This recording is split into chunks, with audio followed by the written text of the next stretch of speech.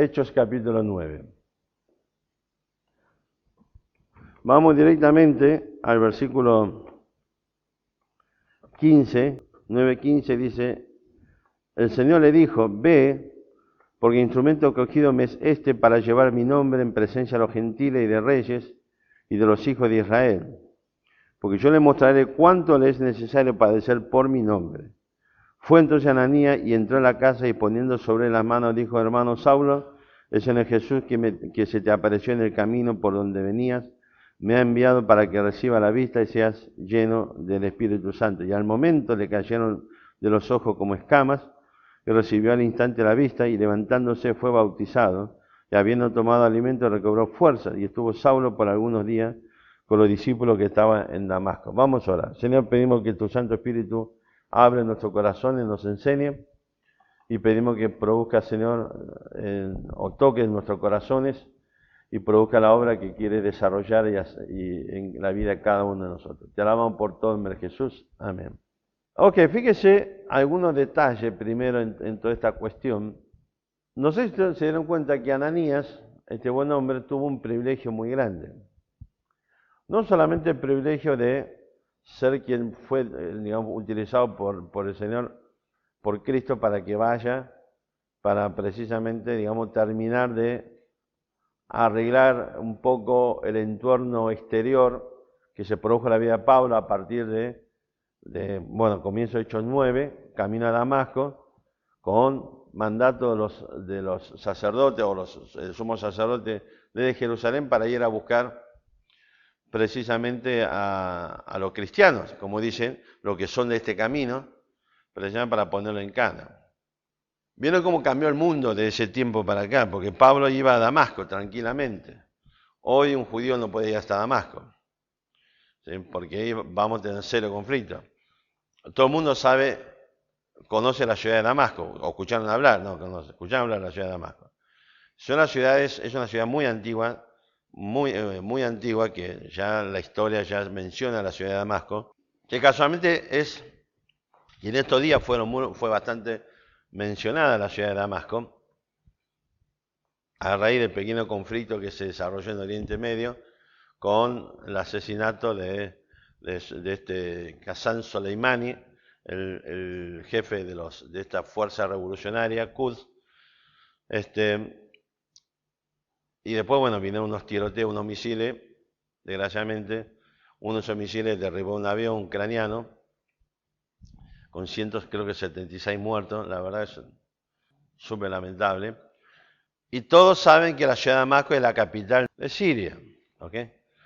Ahora, pero evidentemente hoy uno no puede pasar de Israel para Siria. De hecho, usted va hacia la frontera norte de Israel, la famosa altura de Golán y cosas por el estilo, uno puede ver ya, digamos, el límite, está ahí abajo, que está todo, digamos, el alambrado, el límite con Siria. Pero bueno, hoy están todos a las patadas, así. Pero en esa época Pablo iba tranquilamente a Jerusalén, a Damasco, en busca de los creyentes. Y en el camino tuvo ese encuentro con Cristo personal, y es lo que se produce la conversión del apóstol Pablo. Y Dios Cristo le dice a Pablo que entre a Damasco, que vaya a tal lugar, le da la indicación de una casa donde él tenía que estar, y finalmente manda a Ananías a que termine de armar este rompecabezas que se desarrolla a partir de ese encuentro con Cristo. Así que fue Ananías, le limpió los ojos, le cayeron las escamas para que pueda recobrar la visión, y así sucesivamente. Pero Ananías ha tenido, digamos, este privilegio particular. ¿Vieron? Fíjese que es la persona o la primera persona a quien Cristo le revela qué es lo que iba a hacer con el apóstol Pablo. Ese hombre Saulo que Cristo le dice, andá, y Ananías dice, Señor, a ver, todos sabemos a qué se dedica este buen hombre. Y Cristo le dice, no, ya está, quédate tranquilo que ya está, digamos, hay una conversión en él genuino, así que ya te vio en visión. Fíjese que en el relato del libro de los Hechos, dice que en el camino a Damasco apareció una luz, Pablo se cae del caballo, Cristo habla personalmente con Pablo, pero después dice que los que acompañaban a Pablo escucharon la voz, pero no vieron a nadie. Es decir, que el único que vio a Cristo fue el apóstol Pablo. Estaban todos ahí. Estaban todos, digamos, bajo el cono de luz, digamos. ¿Ok? Pero los que acompañaban a Pablo escucharon solamente una voz, pero no entendía qué hablaba, pero no vieron absolutamente nada. Escucharon sonido, pero no vieron a nadie. Pero Pablo sí. No solamente fue una conversación absolutamente inteligible entre Pablo y Cristo, pero Pablo vio al Señor Jesucristo. La pregunta es por qué el resto de los acompañantes no pudieron ver a Cristo. Así que el tema es esto. Fíjese que cuando Dios los manda a Ananías, no solamente le dice, mira, quédate tranquilo que Pablo ya se convirtió, no te preocupes, no te va a agarrar los cogotes y te va a llevar preso. Al contrario, y Dios y Cristo le revela a Ananías cuál era el plan que iba a tener con Pablo. Así que la verdad que Ananías ha tenido el privilegio de ser la primera persona a quien Cristo le comunica qué es lo que va a hacer con Pablo. ¿Ok? Ahora, fíjense que el versículo 15, le dice que, digamos que él va a ser instrumento de Dios para llevar mi nombre en presencia de los gentiles y de reyes y de los hijos de Israel. Y esto es cierto. Fíjense que el apóstol Pablo, entre otras cosas, ha tenido el privilegio de generar mayor castigo sobre Nerón en el infierno. Pablo llegó hasta Roma y Pablo se ha presentado ante el emperador Nerón.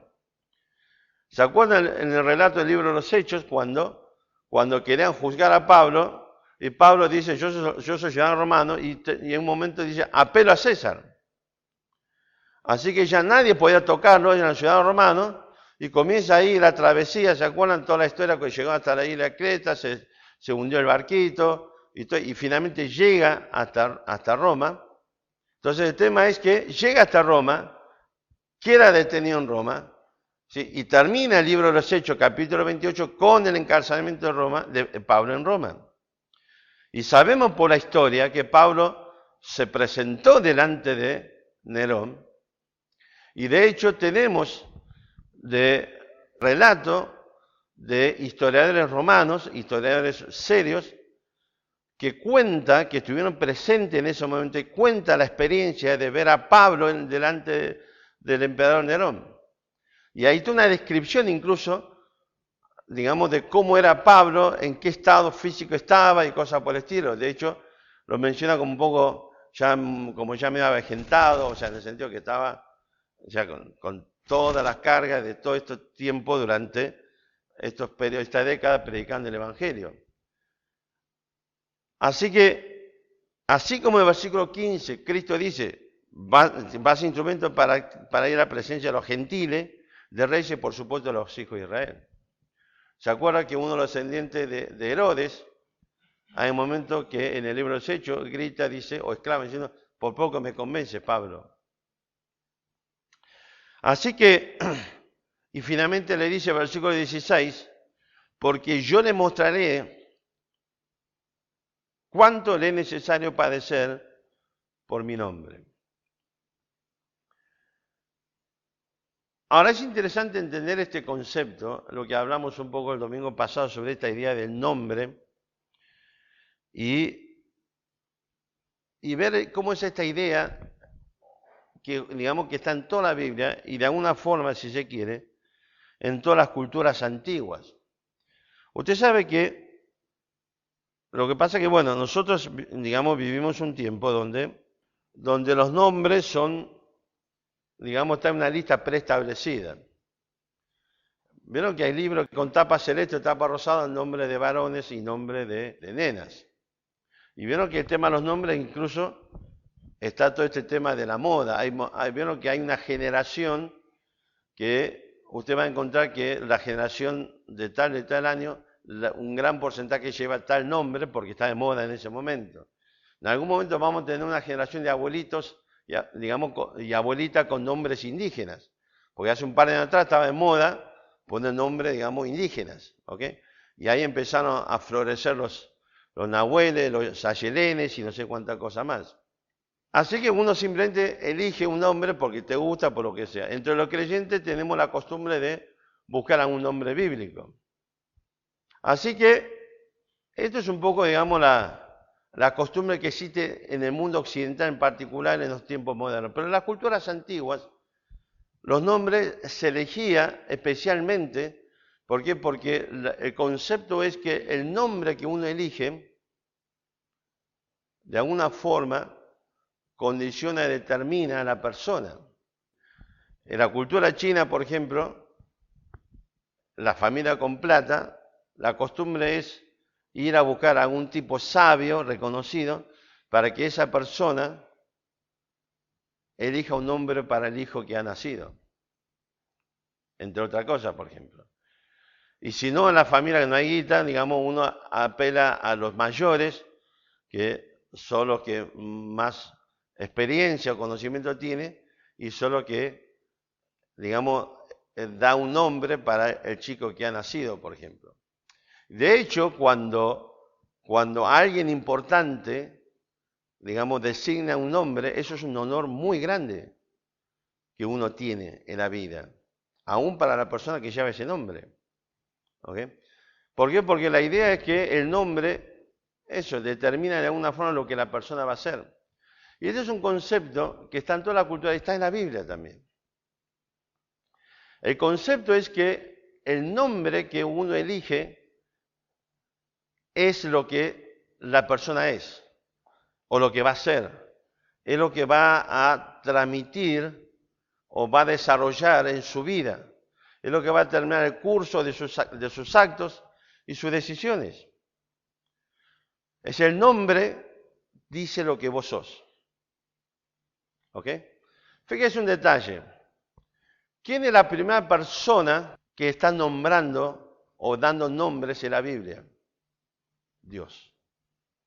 Génesis capítulo 1 dice, y Dios llamó día, llamó la luz, oscuridad, tierra, cielo. Es decir, que fíjese un detalle, el nombre es decir, no tenemos forma de comprender o entender o pensar el concepto de luz en términos de oscuridad. De la misma forma no podemos pensar la oscuridad en términos de luz. O sea que Dios ya determinó qué es la luz, qué es el cielo, qué es la tierra, qué es la oscuridad y así sucesivamente. ¿Ok?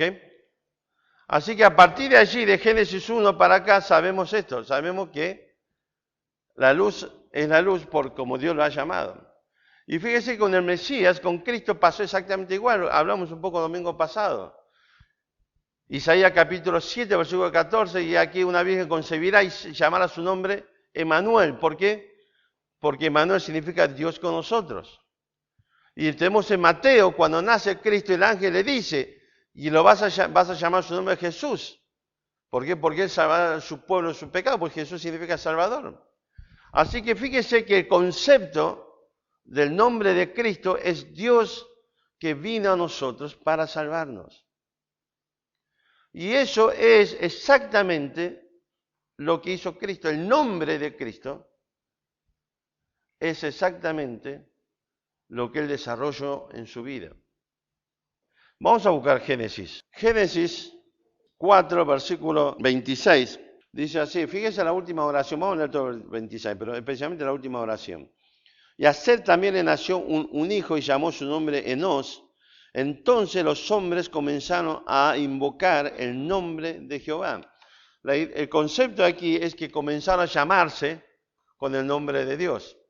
Es decir, que estamos hablando a partir de Génesis 3 o 4, comienza dos líneas, dos genealogías. Capítulo 4 nos habla de la genealogía de ¿quién? De Caín. La descendencia de Caín, ¿ok? La genealogía de aquellos que de Caín se apartaron de Dios. Y capítulo 5 comienza a hablar de la genealogía de ¿quién? De Set, precisamente. Desgraciadamente el capítulo 6 nos habla que estas dos líneas de creyentes y no creyentes se unieron y esto generó precisamente mayor cantidad de pecado o sin precedente.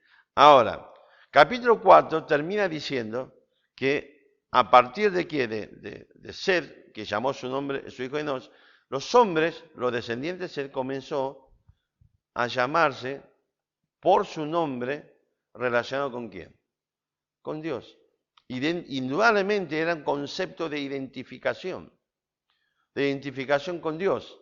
Es decir, que desde mi nombre, ese es el concepto, desde mi nombre, quiero que todo el mundo sepa a quién pertenezco, con quién estoy, cuáles son los principios, cuáles son las reglas, cuáles son los actos que yo desarrollo. Identificación con Dios, desde el nombre. Claro, nosotros hoy por el nombre no dice nada. Fíjese un detalle, ¿cuántos de ustedes conocen a algunos padres que le han puesto por nombre Nerón a su hijo? Nadie se le puede ocurrir por Nerón. Es más, nadie ni siquiera le quiere poner a su perro Nerón. Porque históricamente ya está condicionado ese nombre. Pero fíjese que aquí el concepto es que el nombre o los descendientes Sed ya está diciendo que mi nombre me va a dar una identidad. Va a decir quién soy. Va a decir lo que va a ser mi vida. ¿Ok?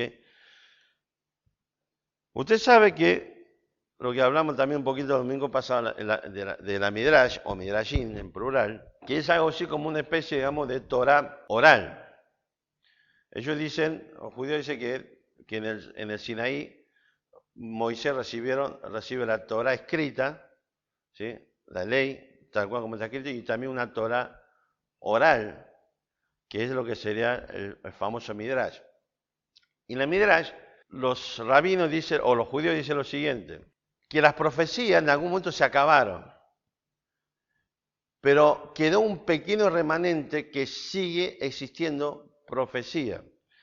Y esto es lo que está diciendo, miren, ya sin ánimo de complicar la vida, hay tres palabras que están relacionadas con el tema del concepto de alma, en hebreo, que es nefesh, o nefesh, ruach y neyamá. Ahora, ruach habitualmente se traduce como espíritu, nefesh, ahí dando vueltas es alma, pero igual se usa muchas veces de forma indeterminada. Pero la otra palabra se traduce como alma, y para los entendidos de la materia dice que está relacionado con una parte particular de un ser humano, y después le voy a decir cuál, que es Neyamá. Usted sabe que son 4 letras, pero si usted toma las 2 letras en medio, ¿sí?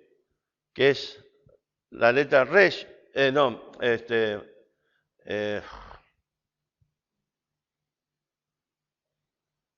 Shin y la letra Men, se forma la palabra Shen, que significa nombre. Entonces lo que está diciendo la Midrash es que, y aquí hay ese pequeño remanente de la profecía, que es el nombre de la persona, lo que ni más ni menos está profetizando lo que es el alma de esa persona. Lo que va a manifestar esa persona, ¿sí?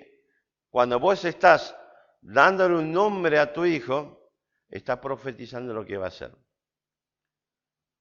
¿Okay? Este es el concepto. No está en la Biblia, por supuesto. Este es el concepto que trae la Midrash. Ahora, fíjese cómo es que esta es una idea que cruza toda la palabra. Fíjese cuántas veces Dios le cambia el nombre a algún personaje bíblico. ¿Cómo se llamaba? Por ejemplo, Pablo. Era Saulo y pasó a ser Pablo. Pedro, ¿cómo era? Simón, ¿sí? O Cefas, y se lo pasa a llamar Pedro, por ejemplo, a partir de Mateo 16. Tenemos, por ejemplo, ¿qué otro personaje? Jacob pasó a ser ¿quién? ¿Okay? Abraham, Sarai, a Sara, y así sucesivamente, porque precisamente el concepto es que ese nombre identifica lo que va a ser. ¿Se entiende el concepto? Y es así también, y hay que entender este concepto en Hechos capítulo 11. Porque dice que en Antioquía a los discípulos se los llamó por primera vez ¿qué? Cristianos. Es decir que, más allá de que lo más seguro era con un sentido negativo, que lo llamaban cristianos como forma peyorativa, pero el problema es, ¿se acuerdan? Cristianos llegan a lo que son de Cristo, pequeño Cristo. ¿Cuál es el concepto? El concepto es que bueno, ¿vieron como cuando uno, habitualmente de la vida, dice, qué sé yo, es un rabú cualquiera? ¿Okay? Un ejemplo. ¿Okay? Entonces, como es un Cristo cualquiera. Es un concepto peyorativo, pero indudablemente detrás, ¿cuál es el concepto? Había una identificación de los discípulos con Cristo. Indudablemente, inevitablemente, había una identificación. ¿Ok? Así que, volviendo precisamente a Hechos capítulo 9,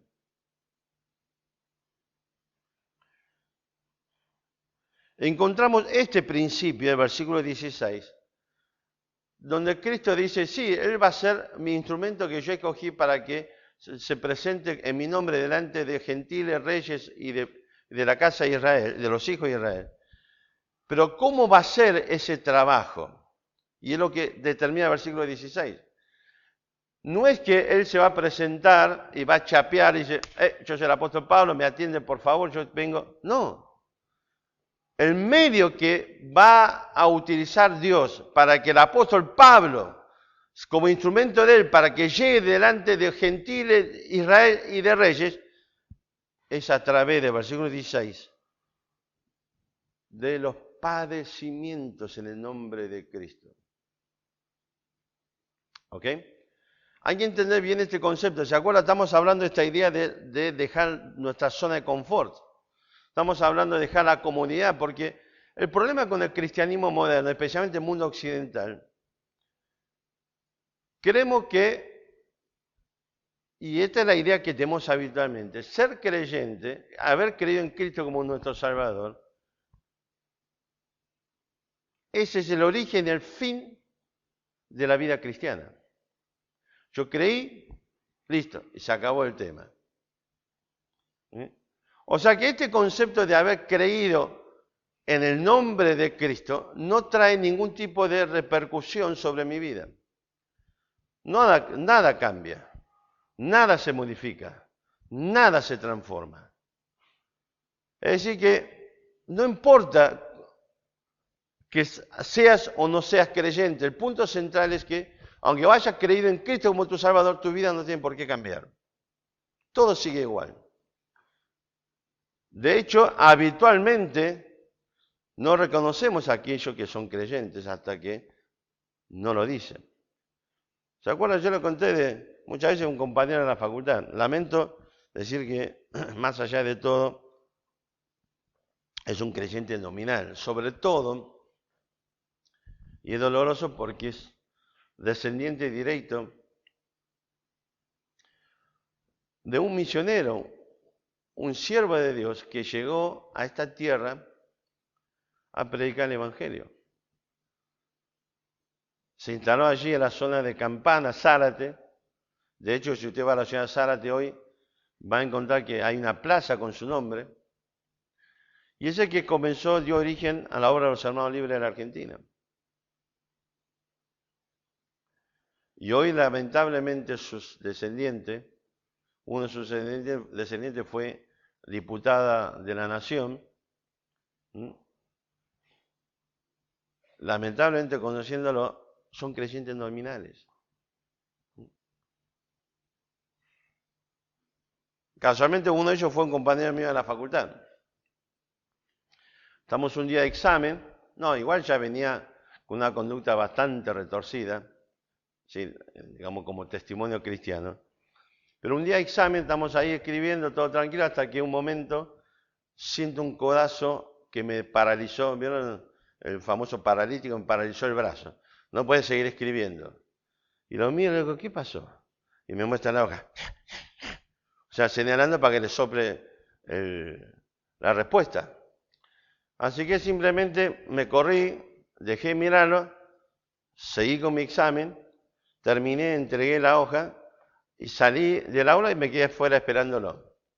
Cuando él salió, me acerco, le entrego un folleto y le digo, mirá, lee este folleto. Y mañana nos sentamos y charlamos y te voy a contar por qué no quise soplarte en el examen. Este buen hombre agarró el folleto, miró y dijo, ¡ah, hermano! Hola, hermanito.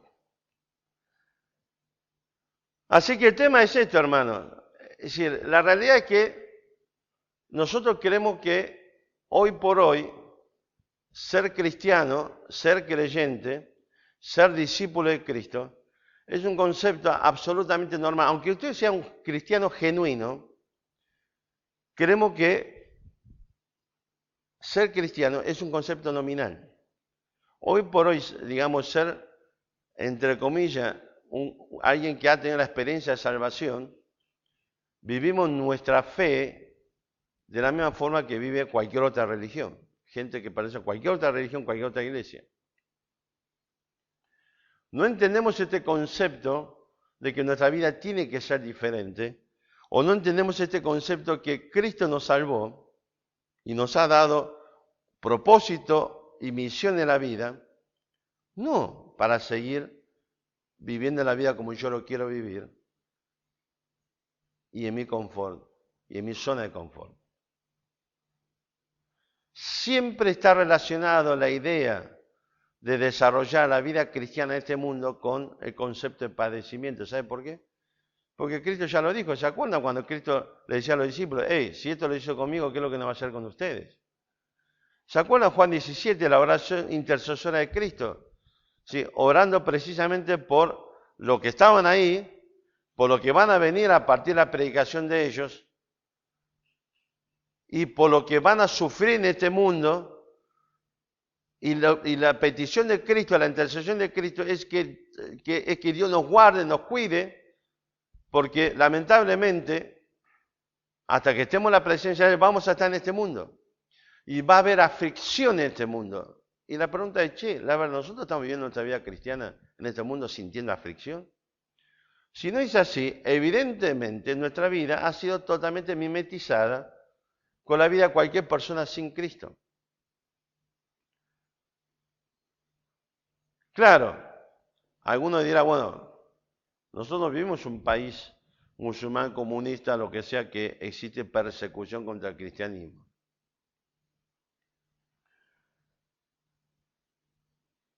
Quizás no tenemos la persecución a ese nivel, pero mi pregunta es, ¿por qué no hay persecución del incrédulo contra nosotros, contra nuestra forma de vida, nuestra forma de pensar, nuestra forma de actuar, contra nuestras decisiones? ¿Saben por qué? Porque el mundo nunca va a ir contra aquellos que son de ellos o que se parezcan a lo de ellos. Esta es una regla fundamental. Fíjense qué es lo que hacen los animales. Los animales vienen y te huelen. El otro día leí un artículo, vieron que los perros siempre, hay 3 zonas que los perros siempre vienen y te huelen. La cola, la zona de los genitales, hay una parte que no llega, pero son las axilas. Hay una razón médica, ¿ok? Pero ¿cuál es la razón de que los animales estén oliendo? Si usted, en casa, bueno, tenemos 5 gatos, pero hay veces si uno se pone a observar, cualquier cosa, o sea, le llama la atención a los gatos como que se pone un poco en guardia y al rato empieza, ¿qué está oliendo? Claro, está tratando de hacer una lectura de qué es lo que está pasando. Por ahí no encuentra nada, listo, sigue durmiendo. ¿Okay? O por ahí encuentra algo, un olor raro. Y una de las cosas que muchas veces los animales hacen, vieron que se flotan, bueno, los perros, los gatos, no sé, lo mío, te empieza a frotar por la pierna, a ver, no es que sean, uy, mira qué cariñoso que es el gatito. ¿Ok? ¿Sabe qué están haciendo? Están intercambiando olores. Es decir que en ese proceso, el animal empieza a identificar tu olor como un olor amigo, porque está mezclado con su propio olor. Tenemos uno de los gatos que un día tuvo un pequeño accidente, lo llevamos a la veterinaria, digamos de madrugada, volvimos y lo empezaba a, ¿cómo se llama? Son hermanos, son toda la misma camada, nacieron juntos, se criaron juntos, pero los otros gatos, ¿sí? Lo andaban, digamos, atacando. ¿Por qué? Porque, claro, fue una veterinaria, volvió con un montón de olores y no lo reconocían. No lo reconocían. Así que fíjese que este es el concepto. El mundo te huele y la pregunta es si te reconoce o no como parte de ellos. Porque el concepto del padecimiento, hermanos, es un concepto no solamente tiene que ver con la forma que vivimos, tiene que ver con lo que hacemos. Fíjese que el padecimiento, la forma que Pablo tenía que desarrollar su ministerio, era a través del padecimiento del nombre de Cristo. ¿Sabe qué significa esto? Que el apóstol Pablo no estaba sufriendo o padeciendo por causa de un montón de otras cuestiones, sino que estaba padeciendo por nombre de Cristo. ¿Sabe por qué? Porque estaba cumpliendo con la misión, el propósito que Dios le dio, que es instrumento de Dios para llegar a los gentiles, a los judíos y a los reyes. ¿Sabe qué está hablando? No solamente de tu forma de vida, también del hecho de a qué te dedicas. Y si algo que identificó a Pablo, que lo llevó al padecimiento, es predicar el Evangelio de Cristo. Así que la pregunta es si en la forma que yo estoy viviendo, el mundo huele y reconoce como que soy alguien de ellos, o lo que yo hago, la actividad que me caracteriza, es también lo que el mundo ve, huele y dice, es igual que nosotros. O no tiene forma de identificar. Nunca puedo incorporar como que es perteneciente a ellos, porque no saben lo que es predicar el Evangelio. ¿Usted sabe qué es predicar el Evangelio? ¿Y por qué no lo está haciendo entonces? Porque ¿sabe cuál es el tema? Nosotros queremos que predicar el Evangelio, sí, de alguna forma ha entrado en el mundo, o en el mundo cristiano, este concepto pasivo de predicar el Evangelio. ¿Concepto pasivo qué es? Lo disfrazamos, ponemos un manto, digamos, de santidad, de espiritualidad y decimos, estoy orando. Estoy orando por los incrédulos. Estoy orando por fulanito, menganito. Estoy orando para que el Señor lo pueda salvar. Estoy orando para que el Señor... ¿Y quién es fulanito? Mi vecino. Y menganito es mi compañero de trabajo. ¿Y qué estás orando? ¿Qué estás orando? Si el mandato de hoy es que es andar y predicar el Evangelio. Claro, nosotros usamos muchos conceptos bíblicos y con esto queremos que esto nos da un manto de espiritualidad. ¿Vieron? Concepto tal es la voluntad de Dios.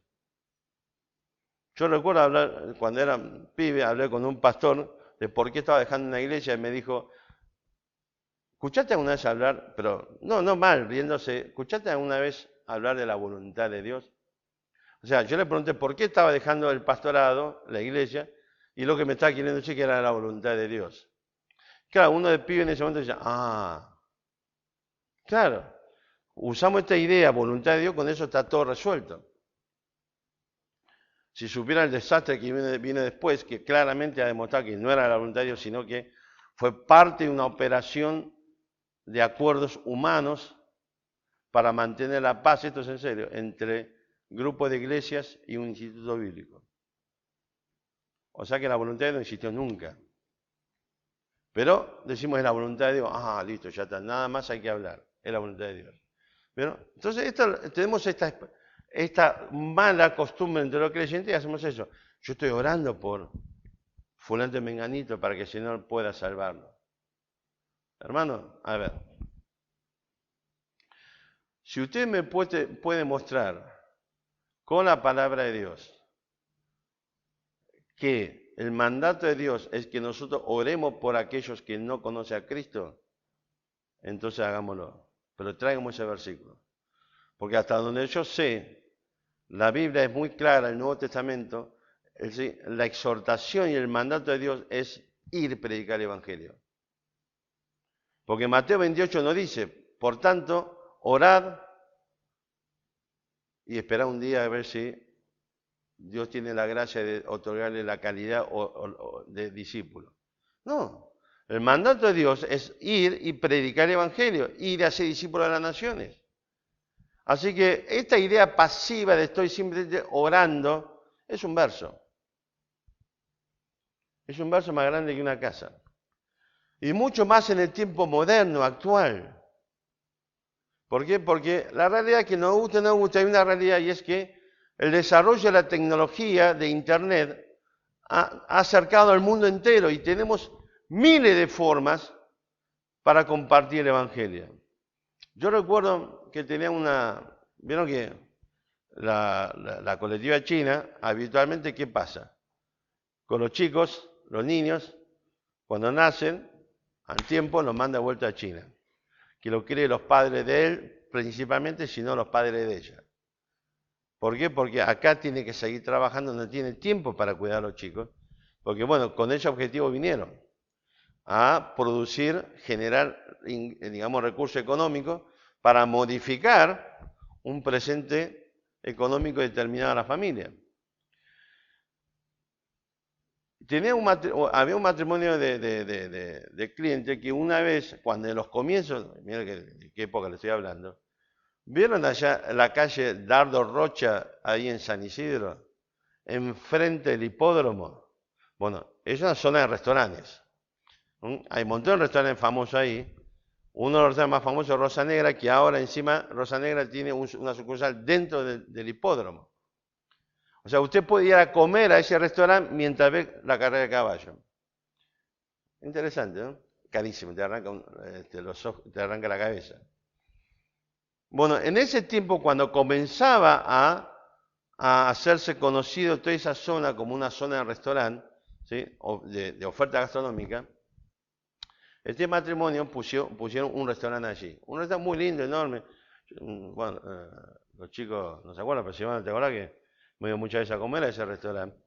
Y yo recuerdo que un día hablando con la esposa estaba, pasó por ahí, la esposa estaba triste, me dio así bastante compungida. Le pregunté, ¿qué pasó? Y dice, mira, qué sé yo, dice, mi hijo ya tiene, no me acuerdo si tenía 8 años, 10 años, no sé cuánto. Y que ella lo único que podía hacer en ese momento para hablar con el hijo era llamar por teléfono. Y estaba re triste porque el hijo no quiere hablar con ella. No la conoce. No la identifica como su madre. El chico no tiene ningún recuerdo de su madre. Porque desde que nació vive allá en China con los abuelos. La madre es alguien totalmente impersonal que de vez en cuando, digamos, conversa por teléfono.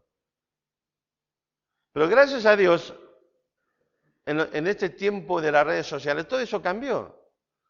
Vieron que la cosa es comunicación constante, continua, a través de todas las redes sociales. Hoy por hoy, digamos, es más, de hecho vivimos un tiempo donde todo el mundo sabe lo que pasa en la vida del otro. ¿Vieron? Constantemente están publicando. El otro día le mandé unos mensajes, llamé a un cliente, no me contestó, le mandé un mensaje, no me contestó, pero al día siguiente supe que estaba en China. ¿Por qué?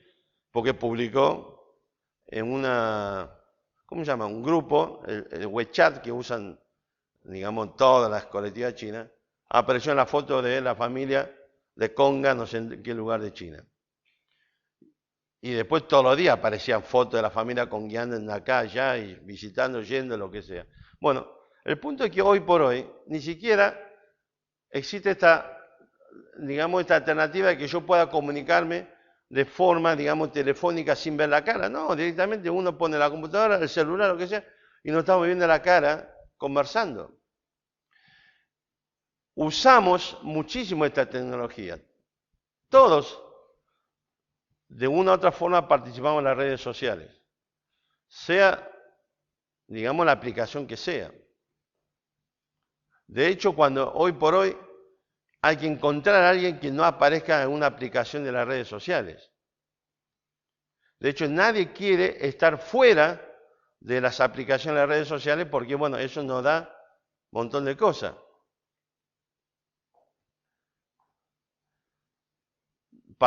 Invertimos nuestro tiempo en chat o mensaje de texto, mensajes audiovisuales, ¿sí?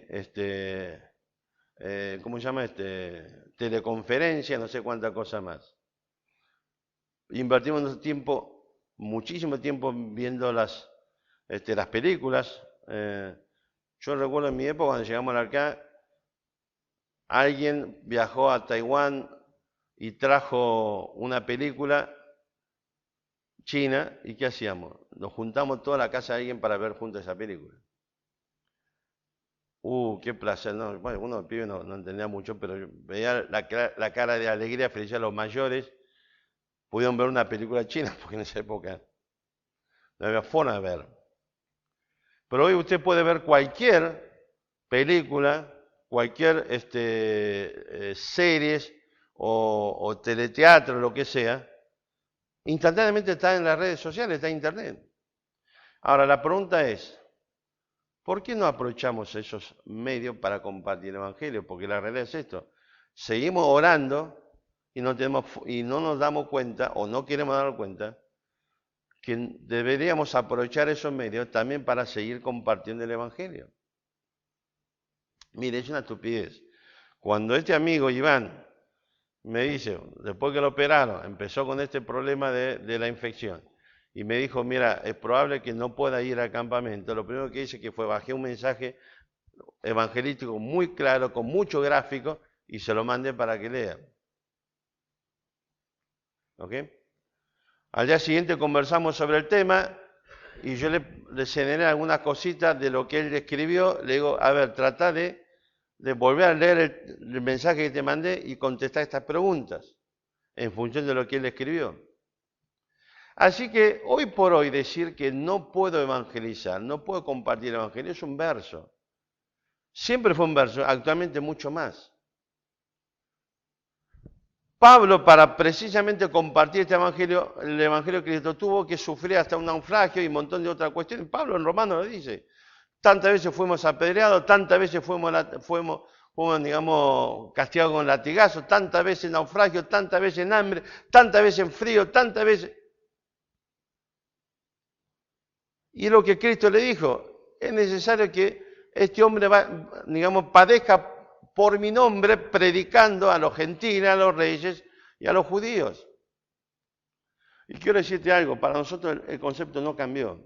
No dice la Biblia que para los creyentes del siglo XXI, usted tiene que invertir tiempo orando cada día por los incrédulos, a ver si algún día Dios decide salvarnos. No dice que cambió este concepto que usted y yo debemos padecer por el nombre de Cristo. Si usted llega aquí porque dice que estoy cansado, llega aquí porque dice que pasó hambre, llega aquí porque pasó sueño, llega aquí y dice que todo eso fue por causa de padecimiento, por causa del nombre de Cristo, hermano, que si no te bendiga y está siendo un ejemplo para mi vida. Pero habitualmente eso no ocurre. Porque hemos desterrado, desarraigado en nuestra vida el concepto de padecimiento en nombre de Cristo. Que nuestra forma de vida, que las acciones que desarrollemos principalmente en el concepto o desarrollar la acción de evangelismo, está totalmente desarraigado allí, totalmente separado, divorciado del concepto de padecimiento por el nombre de Cristo. No necesito ya tener esta idea que la Biblia sigue diciendo. Ahora, fíjense el ejemplo del apóstol Pablo. ¿Qué significa esto de identificación con el nombre de Cristo?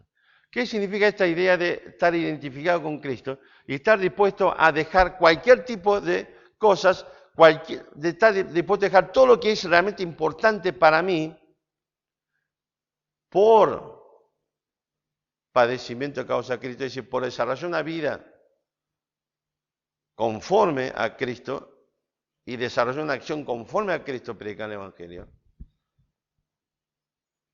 Y Pablo entendió bien este concepto. Cuando Cristo le dice, Saulo, Saulo, ¿por qué me persigue? Y después le dice, dura cosa de dar cosa contra el aguijón. Y cuando Pablo le dijo, Señor, ¿qué quieres que hagas? ¿Qué quieres que haga? Él entendió perfectamente el concepto del cambio radical que tenía que haber en su vida.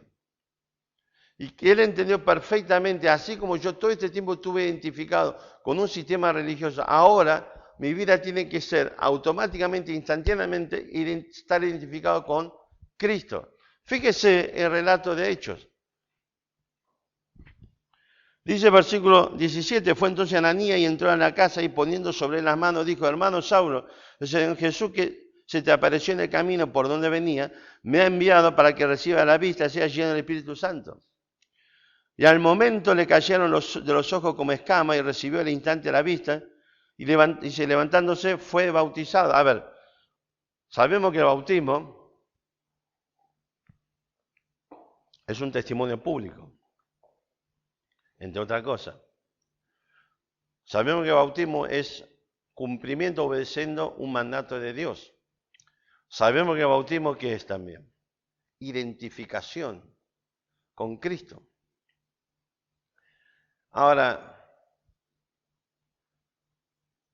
¿cuán importante es para usted la identificación con Cristo? ¿Cuán importante realmente es para usted la identificación con Cristo? Escúcheme una cosita.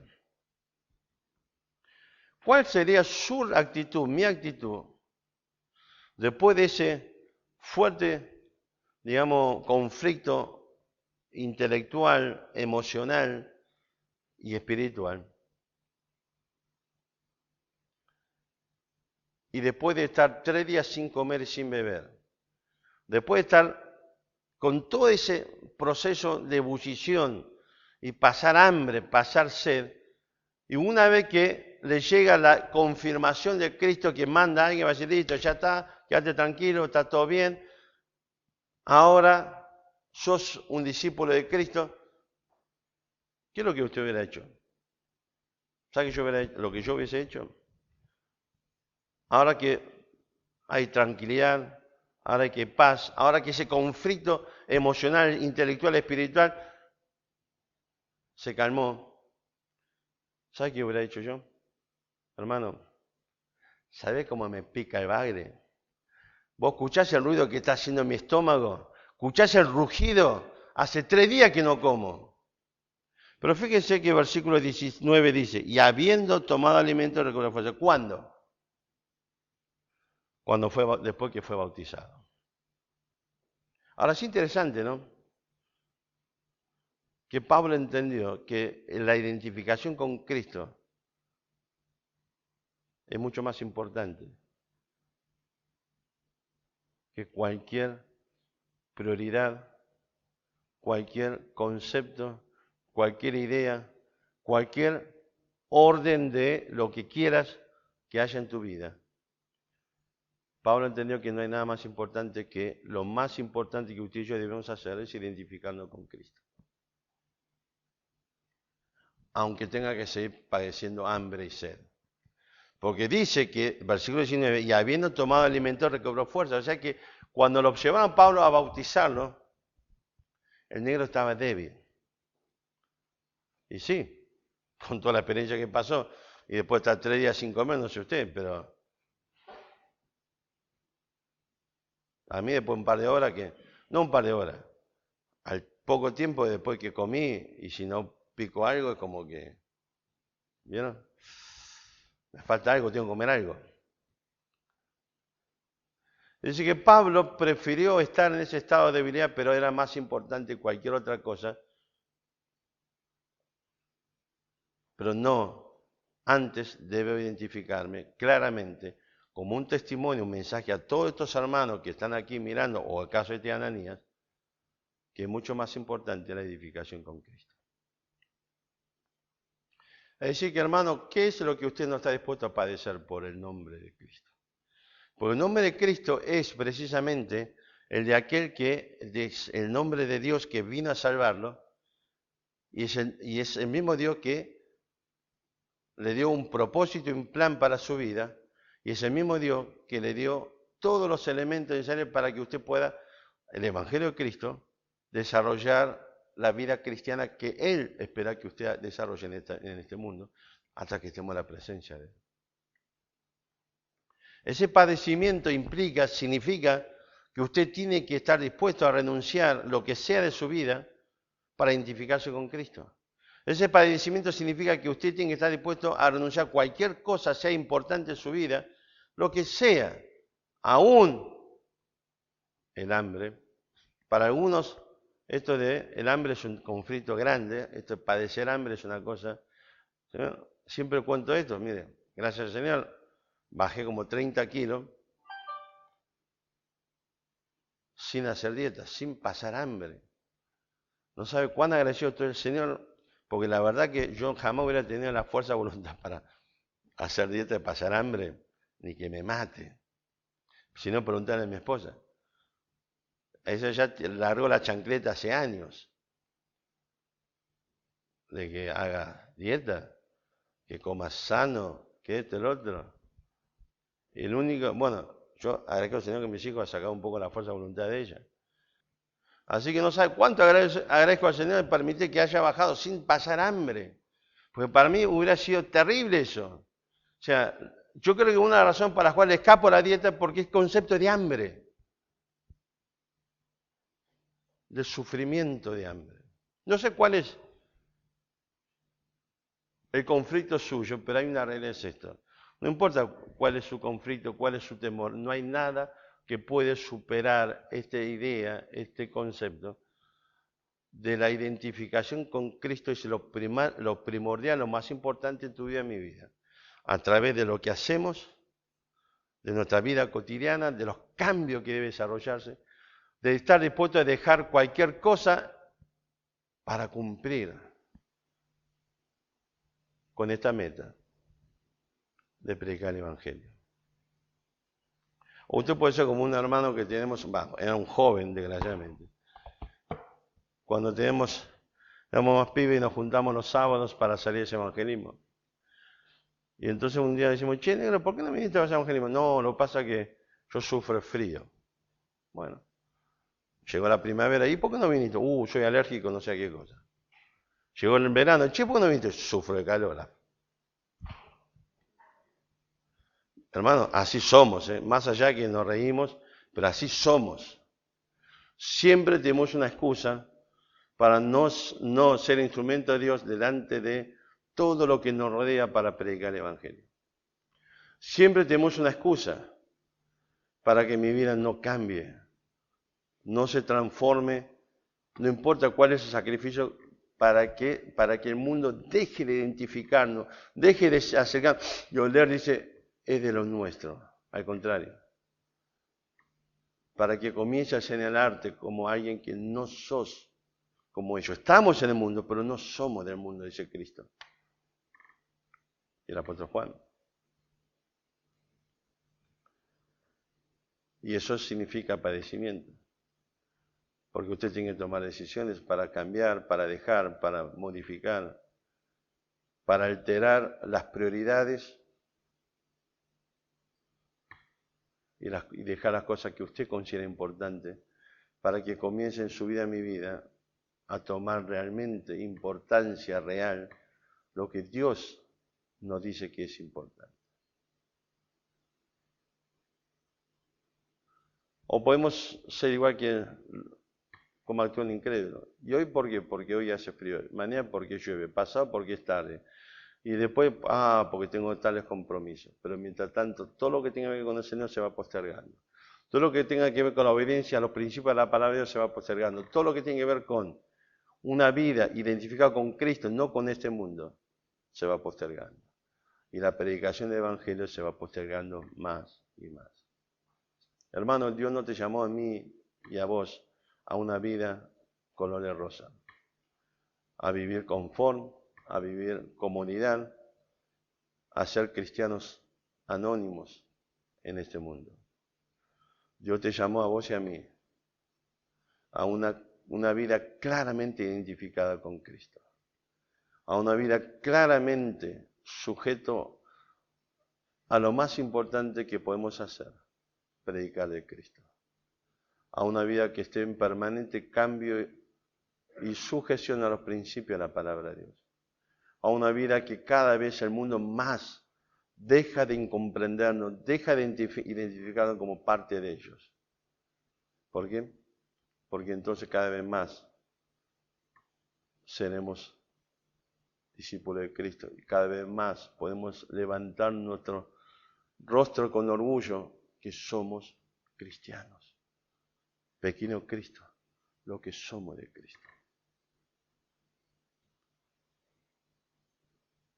Todo tipo de decisión, modificación, todo lo que implica cambio, genera conflicto, inevitablemente.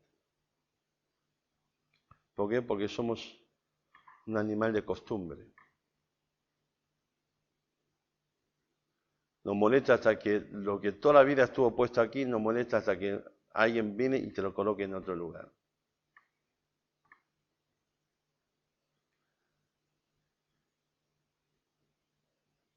Y la vida cristiana es una vida que necesita un cambio constante, permanente, porque es la única forma que usted y yo tenemos para adaptarnos más y más a nuestro Señor Jesucristo. Haga memoria. ¿Qué fue lo que usted padeció por Cristo esta semana? ¿Qué fue lo que padeció por Cristo desde el día 1 de enero de este año 2020? Ya ni hablemos el año pasado. ¿Cuántas cosas usted dejó de lado que le interesa, que le gusta, que es prioritario para usted para salir a predicar el Evangelio de Cristo? ¿Cuántas de esas cosas usted dejó? Porque lo pasó por también la palabra de Dios y dice, no, tengo que cambiar. ¿Cuántos principios usted en el transcurso de este año decidió obedecer? ¿Y cuántas cosas de su propia vida usted estuvo dispuesto a desalojar de su existencia cotidiana? ¿Por qué? Porque es contraria a la palabra de Dios, porque me lleva a chancharme, a aburguesarme y no padecer por nombre de Cristo.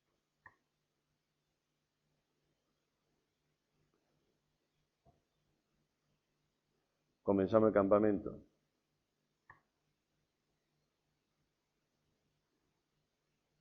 Así que llegamos para meditar más en este proceso o no.